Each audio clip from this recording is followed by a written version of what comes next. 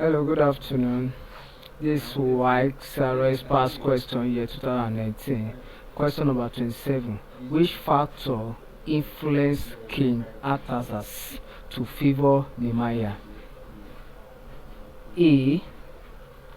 Faithfulness. B. Tolerance. C. Obedience. D. Prayer. The correct option here is obedience. It is discovered that Nehemiah, during the reign of King Artaxerxes, he was one of the obedient subjects in the land.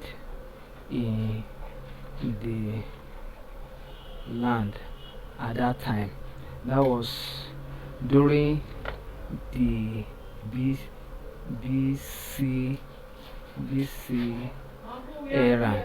So we find this in the book of Nehemiah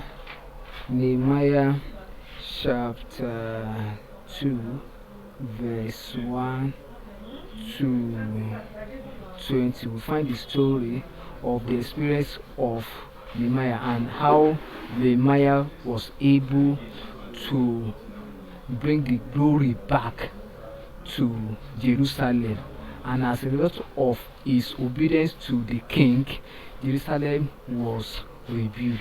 Thank you and God bless you. Ensure you subscribe for more of our videos.